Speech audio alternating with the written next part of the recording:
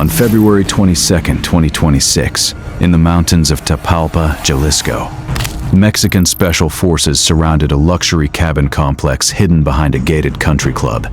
Inside, the most wanted man in the Western Hemisphere was hiding in the undergrowth, trying to crawl away through the trees. He had a security detail. He had the resources of an $8 billion a year criminal empire at his disposal, and none of it saved him.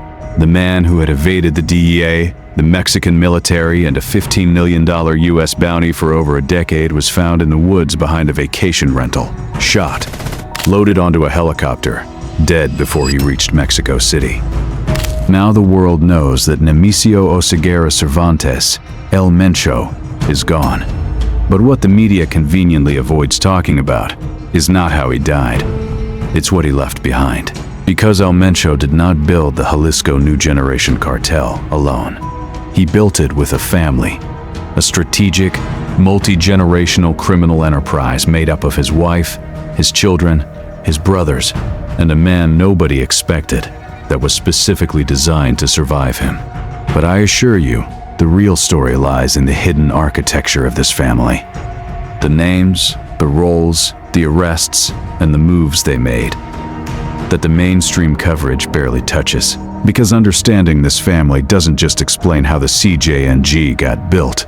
It explains why, even with El Mencho dead and his son in a supermax prison in Colorado, this cartel is not finished. One of his daughters was managing the vacation rental complex where he was found and killed. His wife ran a network of 73 front companies, was arrested 3 times, and was released from prison 1 year before her husband died. And the man now believed to be running the CJNG is not any of his 3 children. It's a stepson. A man who spent years building his position in silence while every law enforcement agency on earth was focused on the name Oseguera. Amidst one of the most violent criminal empires in modern history, El Mencho built a family system so embedded in the organization that removing him from the equation barely slowed it down. That is the story nobody is telling. And that is exactly what we are getting into today. Historical foundation. But before we get into the secret family structure, I need you to first understand who El Mencho actually was before he became El Mencho. Because the media always starts the story too late. They start with the CJNG, the rocket launchers, the cartel wars. But the real story starts in an avocado field in Michoacan in the 1960s. And what happens between that field and the Tapalpa Mountains is one of the most extraordinary criminal biographies in the history of organized crime. July 17, 1966. The rural community of Culotitlan, Aguililla, Michoacan, Mexico. Nemesio Ruben Oseguera Cervantes is born into a family of avocado farmers. Not a connected family, not a cartel family, not even a family with particular money, just 5 brothers in a farming village, picking fruit in the fields. He drops out of school in the 5th grade to work alongside them. At 14 years old, the same age most kids are worried about high school, he starts guarding marijuana plantations for extra money. That is the beginning. Now, while all of this was going on, the United States is across the border, drawing him in the way it drew in thousands of young men from Michoacan every year. He immigrates illegally to California as a teenager. By 1986, at 19 years old, San Francisco police arrest him for the first time on drug-related charges. He goes back to Mexico. He comes back. In 1992, he is arrested in San Francisco again, this time selling heroin to undercover officers. He is convicted in federal court in Northern California in 1994 and serves nearly 3 years in a Texas federal prison before being deported back to Mexico for the second time. But here's where things get interesting, because what happens after that second deportation is the part that almost nobody covers. Nemesio Oseguera Cervantes returns to Michoacan, and he becomes a police officer. The man who would later shoot down military helicopters with rocket launchers and put a $15 million bounty on his own head wore a badge. We don't know precisely how long he served. We don't know which department, but the government of the country he would one day be declared an enemy of the state. by that government employed him as law enforcement. He knew the inside of that system. He knew how it worked, and that knowledge later was worth more than any amount of narco money. Now, this reality, along with the connections he had built through years of moving between the US and Mexico and working adjacent to criminal networks, prompted his next move. He gets pulled into the orbit of the Milenio cartel, run at the time by a man named Armando Valencia Cornelio, known as El Maradona. El Mencho starts as muscle, protecting El Maradona's operation in Colima and Jalisco. He's good at it. He's disciplined. He's loyal. And he makes a decision in this period that will define everything that follows. He marries the boss's niece. Nemesio Oseguera Cervantes marries Rosalinda Gonzalez Valencia, and this marriage, more than anything else in his criminal career, is what turns a Michoacan farm kid with 2 American deportations on his record into the founder of one of the most powerful cartels in the history of the world. Here's something no one actually talks about. Rosalinda Gonzalez Valencia did not just marry into the criminal world. She was born into it. She came from a family of 18 siblings, a family that had been in the marijuana and cocaine business in Michoacan since the 1970s. Her uncle was El Maradona himself. Her brothers had already been building what would eventually become Los Queenies, the financial and money laundering arm of the organization. When El Mencho walked into that family, he was not marrying a narco wife. He was entering a criminal dynasty. And the marriage merged his capacity for violence and territorial control with their capacity for finance, money laundering, and international business networks. One analyst described what happened this way. El Mencho brought the bazookas, Rosalinda's family brought the dollars, and when those 2 things combined, the CJNG was not just a cartel, it was a corporation with a military wing. By 2009, El Mencho and a co-founder named Eric Valencia Salazar officially established the Cartel de Jalisco Nueva Generación.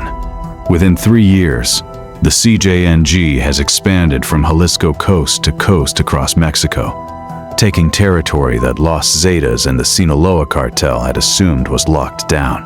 By 2015, a CJNG unit shoots a Mexican military helicopter out of the sky with a rocket launcher. By 2018, the organization is believed to have over 100 methamphetamine labs operating across Mexico. By the time El Mencho is killed in 2026, the CJNG is generating an estimated $8 billion a year from cocaine and $4.5 billion from crystal meth. The US government puts a $15 million bounty on his head. He becomes the #1 priority for the DEA in Mexico. But here's the part that might actually interest you. The entire time that El Mencho is being hunted as Mexico's most wanted man, the entire time he is hiding in safe houses and mountain retreats and luxury compound complexes, his family is operating openly. In courthouses, in Guadalajara restaurants, in Washington, D.C. federal buildings, in plain sight. The secret family structure. Let's break this family down the way it actually worked. Because this is not a family that simply stood behind a cartel boss. This is a family where every member, wife, son, daughter, brothers, in-laws, had a specific function inside the criminal enterprise. Understanding each one of them is understanding how the CJNG actually ran. La Jefa, Rosalinda Gonzalez Valencia. We know El Mencho was the military commander of the CJNG. What we don't talk about enough is who ran the money. Rosalinda Gonzalez Valencia, known inside cartel circles as La Jefa, the boss, was, according to Mexican and US authorities, the CJNG's chief financial operator. Not an associate, not a passive spouse. The financial architect of one of the most sophisticated criminal money laundering operations in the world. Mexican prosecutors formally accused her of creating a network of 73 businesses used to launder billions of pesos on behalf of the CJNG. Hotels, restaurants, construction companies, beauty salons, an organic products company, a bakery, real estate holdings across Jalisco. She allegedly ran this financial web alongside other female family members and wives of key CJNG figures. a parallel feminine financial infrastructure that was largely invisible to the law enforcement agencies that were laser-focused on the men with guns. To put that into context, we know that the CJNG generates somewhere in the region of $12 to $13 billion a year from drug trafficking alone. That money has to go somewhere. It has to be cleaned. It has to be moved through legitimate businesses, real estate, and financial systems in ways that make it untraceable. Rosalinda Gonzalez Valencia was allegedly the person managing that process for one of the most profitable criminal organizations in the history of the Western Hemisphere. And for years, she did it from Guadalajara. Not a jungle compound, not a mountain hideout, but a city. Now here's where it gets genuinely crazy. She was arrested 3 times. May 2018, Mexican authorities find her outside a 7-Eleven in Guadalajara. They arrest her on money laundering charges.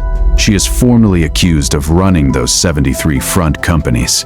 She pays approximately $78,000 in bail for a woman alleged to manage billions and walks out of custody 3 months later. The charges go nowhere. November 2021, she is arrested again in Zapopan, Jalisco. This time, at the moment of her arrest, authorities describe her as the CJNG's active chief financial operator. She is held in preventative custody. December 2023. After 2 years of legal proceedings, she is convicted, not of running a multi-billion peso money laundering network for one of the most violent criminal organizations on earth, but of irregular financial transactions connected to a car wash she owned in Puerto Vallarta. A car wash.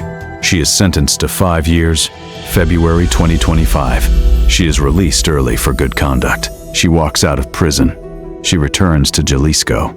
And then, 12 months later, her husband is killed in the mountains. You see, every time Mexican prosecutors went after Rosalinda Gonzalez Valencia on the big charges, the organized crime, the money laundering at scale, they could not build the legal bridge between her and the CJNG's criminal structure to the standard a judge required. The car wash they could prove, the 73 companies, the billions of pesos. Every time the charges collapsed, the bail was paid, and La Jefa went home. The disturbing detail here is not that she escaped justice repeatedly. It is what her repeated escapes tell us about how sophisticated the cartel's legal and financial architecture was. These were not sloppy operations.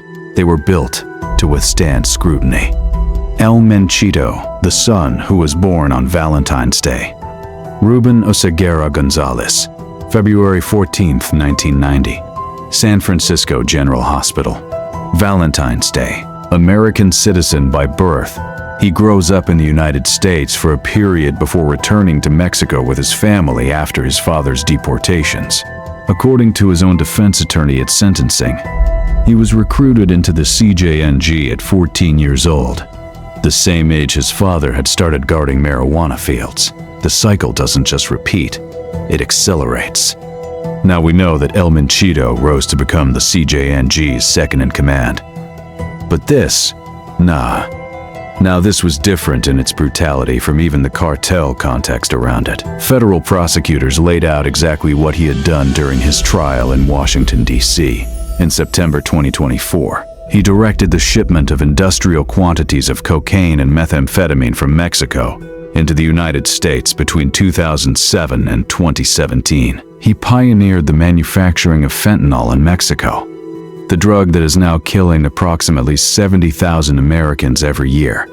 He told subordinates in 2015, in an intercepted message, that he was building an empire with fentanyl. He ordered the killings of at least 100 people. He personally shot and killed at least 2 men at close range. He shot one of his own drivers in the head. And in 2015, El Menchito ordered subordinates to shoot a Mexican military helicopter out of the sky with a rocket launcher. 9 soldiers died. This was not a response to a threat. This was a message. This was the CJNG declaring that it would engage the Mexican military as a peer military force, not a law enforcement target. He was arrested in Zapopan in June 2015. Now here is the detail that tells you everything about cartel power inside the Mexican justice system. Mexican authorities arrested him, A judge reviewed the evidence. A judge released him for lack of evidence. He walked straight out of prison, at which point, a different set of charges was immediately applied and he was rearrested on the same day. He spent years fighting extradition to the US through the Mexican court system, filing appeal after appeal. While in a Mexican federal prison, he continued running cartel operations, approving weapons purchases, negotiating drug transactions, communicating with lieutenants through encrypted channels. Prison was not a stop. It was an office with bars. He was extradited to Washington, D.C. in February 2020. He was convicted by a federal jury in September 2024. On March 7, 2025, U.S. District Judge Beryl Howell sentenced him to life in federal prison, plus 30 years, and ordered a forfeiture of $6.26 billion.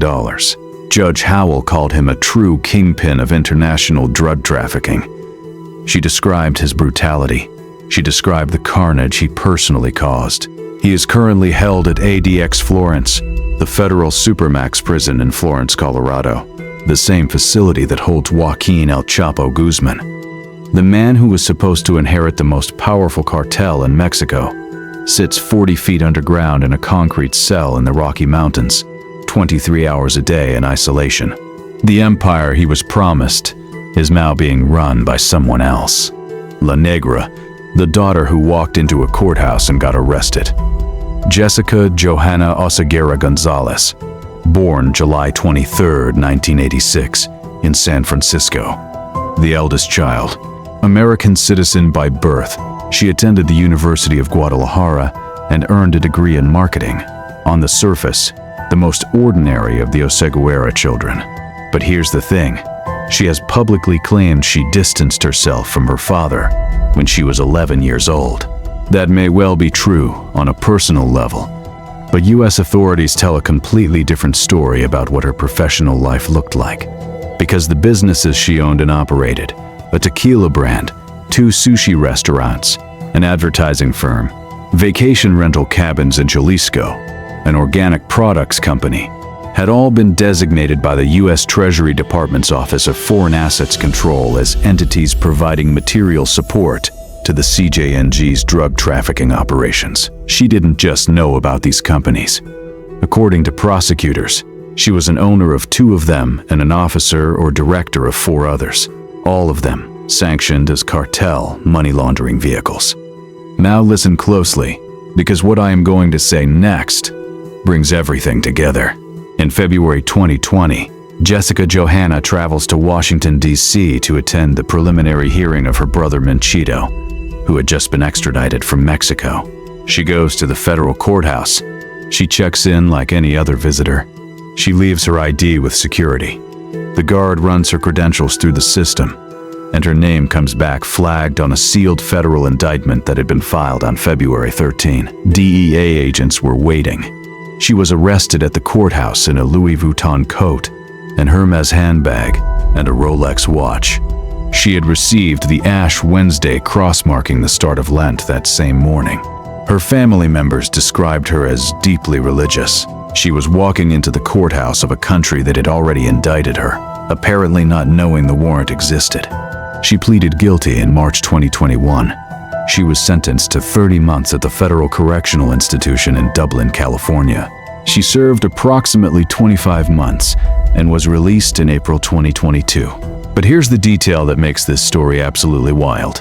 The vacation rental complex that her businesses managed, Cabañas La Loma in the municipality of Tapalpa, Jalisco, is reported to be the same property or connected to the same property network, where her father, Nemesio El Mencho Oseguera Cervantes, was found hiding when Mexican special forces raided and killed him on February 22, 2026, the hideout that ended El Mencho's life.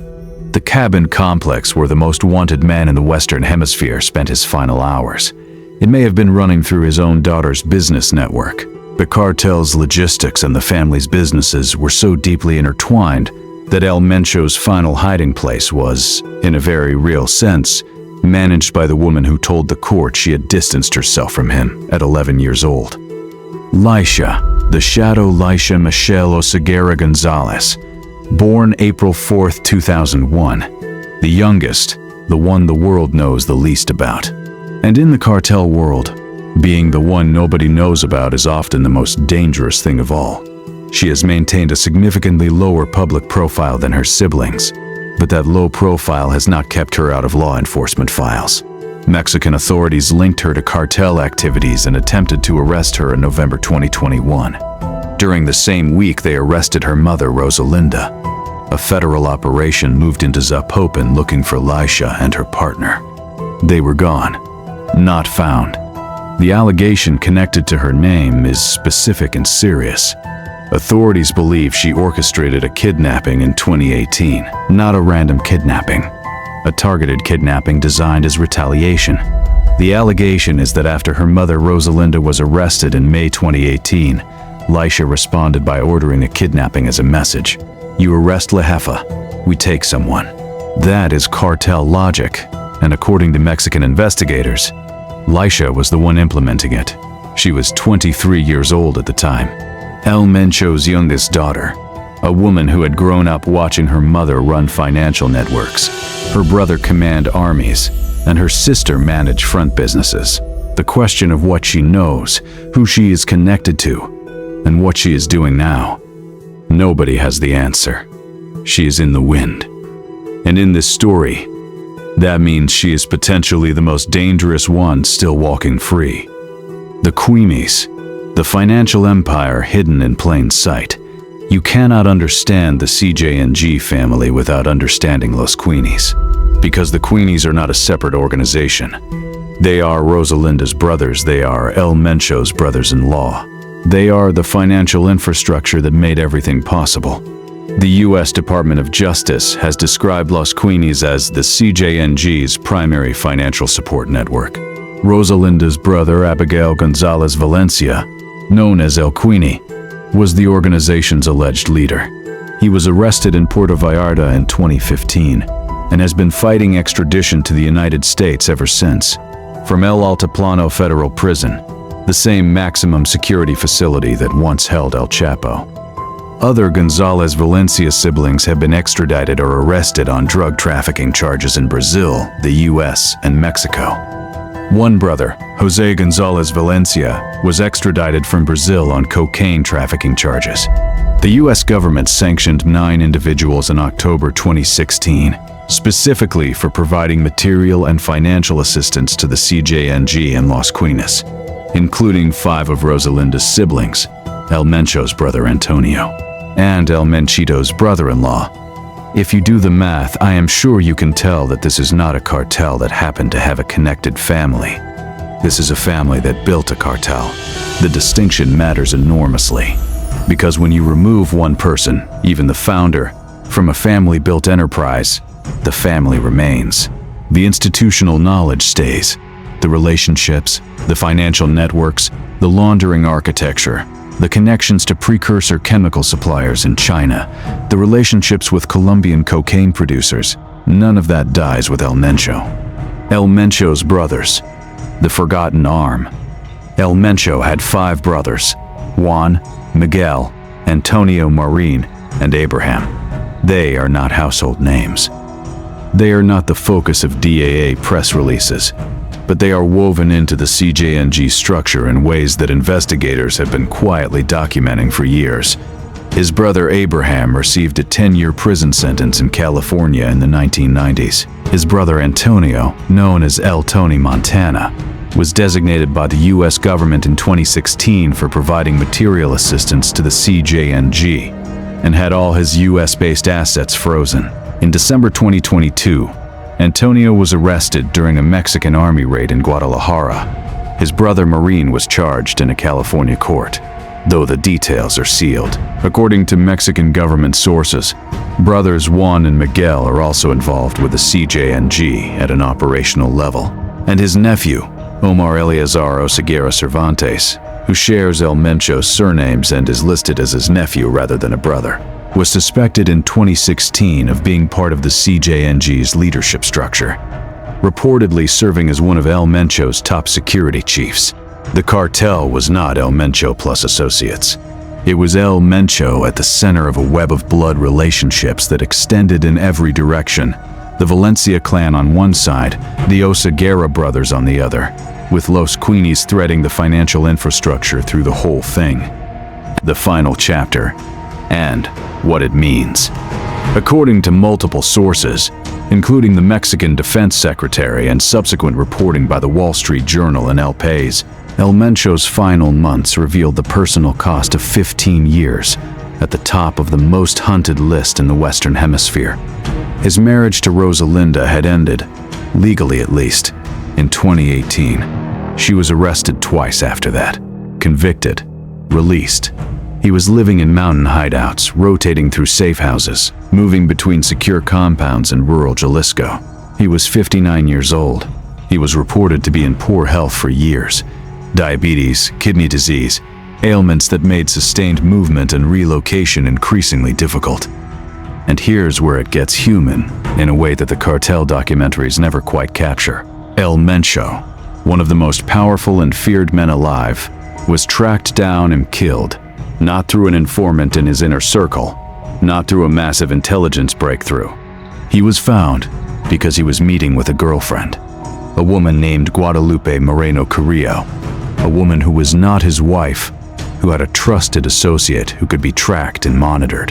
On February 20th, 2026, Mexican military intelligence traced that associate transporting the woman to Tapalpa Country Club, an upscale gated residential community in the mountains of Jalisco, roughly 60 miles from Guadalajara. She met with El Mencho at the cabin complex. She left on February 21. He stayed. The following day, ground forces from the Mexican Army and National Guard established a security perimeter. 6 helicopters stood ready in states bordering Jalisco. Special forces moved in on foot to avoid alerting the cartel. They were aided by what Mexican Defense Secretary General Ricardo Trevilla described as very important additional intelligence provided by the United States, specifically from a joint interagency task force that had been mapping CJNG movements for months. He tried to run. El Mencho and 4 bodyguards fled into the wooded area surrounding the cabin complex. Heading into the trees on the outskirts of Tapalpa, a team of Special Forces personnel split off in pursuit. They found him hiding in the undergrowth. He was shot, along with 2 bodyguards. He was loaded onto a helicopter for emergency transport. He died en route to Mexico City. He was 59 years old. The body was flown directly to the capital rather than landing in Jalisco, to preempt any attempt by the CJNG to seize or intercept the remains. Few cartel collapses in history have demonstrated the organization's durability the way the next 48 hours did. CJNG members launched coordinated retaliatory violence across 20 of Mexico's 32 states. Vehicle blockades, arson attacks on businesses and government installations, highway shutdowns, major airlines canceled flights to Puerto Vallarta. 25 Mexican National Guard members were killed. The total death toll in the immediate aftermath exceeded 70 people. The Mexican government deployed 10,000 troops to contain the reprisals. This was a cartel that had just lost its founder, demonstrating that it had the military and logistical capacity to destabilize a country within hours of his death. That does not happen unless the organization is built around structures, not individuals. And here is the only question left to answer right now. Who runs the CJNG after El Mencho? According to the Wall Street Journal, reporting in March 2026, and confirmed by El País in April, the answer is Juan Carlos Valencia Gonzalez, known as L3 or El Pelon. And here is the part that makes this story complete. Juan Carlos Valencia Gonzalez is not El Mencho's son. He is Rosalinda's son from a previous relationship. El Mencho's stepson, a man who shared the family compound, grew up inside the cartel structure, built his own loyalties and his own position over years, and who, when the power vacuum opened, was positioned to step directly into it. Not El Menchito. He is in a supermax in Colorado. Not Lenegra. She has a U.S. criminal record and significant legal exposure in both countries. Not Lisha. She is underground and unknown. The man who inherited the CJNG is the one who was never quite named in the succession conversations. the stepson, the quiet one, Rosalinda's son from before the marriage, a man who spent years operating in the shadow of the Oseguera name while building his own position within the organizational structure. Other law enforcement agencies in Colombia, Ecuador, and Central America are watching closely. Analysts warn that the power vacuum created by El Mencho's death will trigger a renegotiation of the CJNG's international supply chain relationships, particularly in Ecuador, where the cartel had deeply embedded operations tied to Pacific port access for cocaine shipments. The Sinaloa cartel, which spent years fighting the CJNG for Mexican territory, is already believed to be moving to fill the spaces left by the leadership disruption. Former Ecuadorian Army Intelligence Chief Mario Pazmiño has publicly stated that if CJNG's local partners in Ecuador were working under Mencho's umbrella, Sinaloa will automatically try to take over those spaces. But even if other organizations try to copy what El Mencho built, the family enterprise model, the marriage's merger strategy, they are not likely to succeed. Because the conditions that enabled the CJNG's rise are specific to this family, this region, and this historical moment, the Valencia family's decades of financial infrastructure cannot be replicated in months. The Oseguera brothers' territorial roots in Michoacán and Jalisco are not transferable. The specific moment when the Sinaloa cartel's internal civil war of 2008 created an opening that the CJNG exploited, that moment is gone. El Mencho and Rosalinda found each other at exactly the right time, with exactly the right complementary capabilities. That kind of alignment is not a blueprint that can be exported. If other organizations try to copy what they did, they are more likely to replicate only the violence and not its organizational architecture. And here's something no one actually talks about. While El Mencho's death was declared a transformative victory for both the Mexican and American governments, the family structure he built is not finished. Not even close. Rosalinda Gonzalez Valencia was released from prison 1 year before her husband was killed. She is in Jalisco. Her son, by a previous relationship, is now believed to be running the CJNG. Her daughter Lenegra is free in Mexico after completing her U.S. sentence. Her daughter Lisha is underground, with unknown whereabouts.